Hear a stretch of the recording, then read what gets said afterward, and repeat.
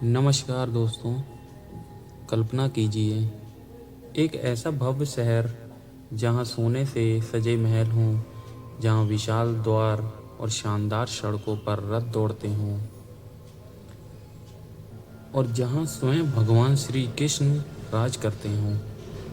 लेकिन अगर अचानक एक दिन पूरा शहर समुद्र की गहराइयों में समा जाए तो क्या ऐसा सच में हुआ था? भारत के पश्चिमी तट पर गुजरात में स्थित द्वारका से जुड़ी एक ऐसी ही कहानी है।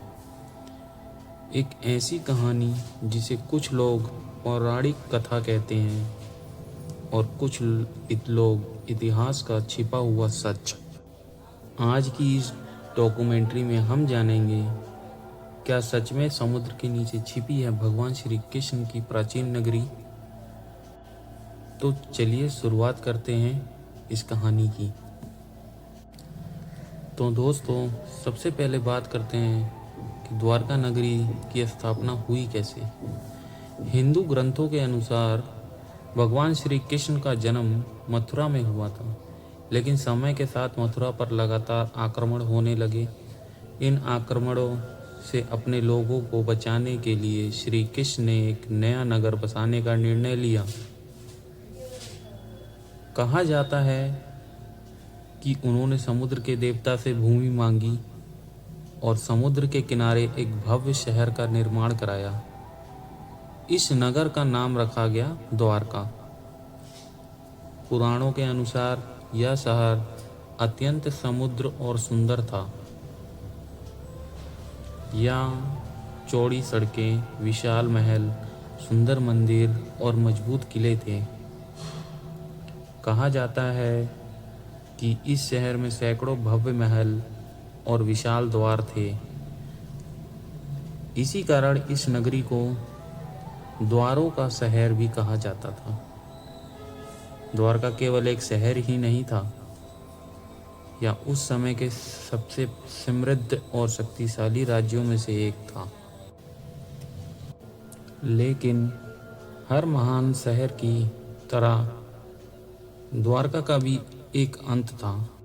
महाभारत के बाद जब समय बदला तो श्री कृष्ण ने इस पृथ्वी को छोड़ दिया। कहा जाता है कि उनके जाने के बाद द्वारका नगरी पर संकट आने लगा और एक दिन समुद्र की लहरें धीरे धीरे इस पूरे शहर को अपने अंदर समेटने लगी। कुछ ही समय में वह भव्य नगरी पूरी तरह समुद्र के नीचे चली गई। सदियों तक लोग इस कहानी को केवल एक पौराणिक कथा मानते रहे।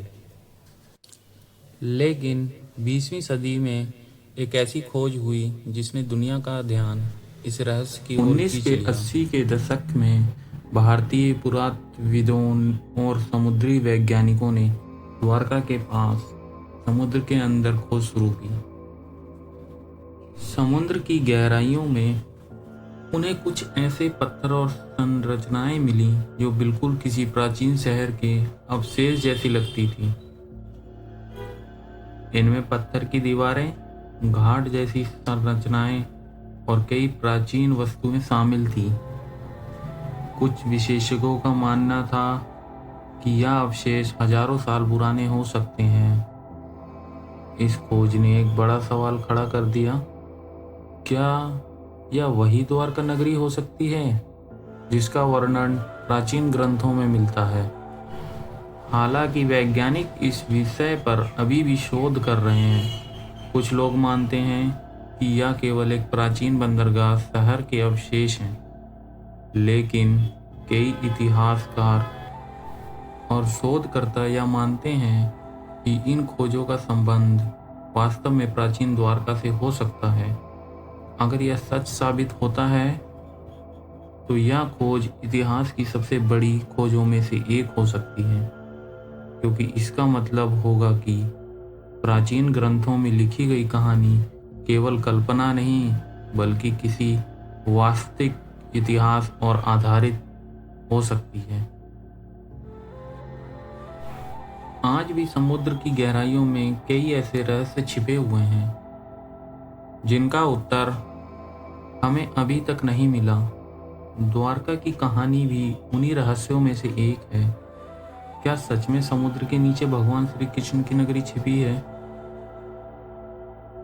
या यह केवल इतिहास और आस्था के बीच की एक अनसुलझी पहेली है? इसका जवाब शायद आने वाला समय ही देगा, लेकिन एक बात निश्चित है, द्वारका का रहस्य आज भी उतना ही गहरा है जितना समुद्र स्वयं। और दोस्तों, आपको यह कहानी कैसी लगी, या इसके बारे में आप अगर कुछ कहना चाहते हैं तो उसके लिए नीचे कमेंट बॉक्स में ज़रूर बताएं मुझे। जय श्री कृष्ण।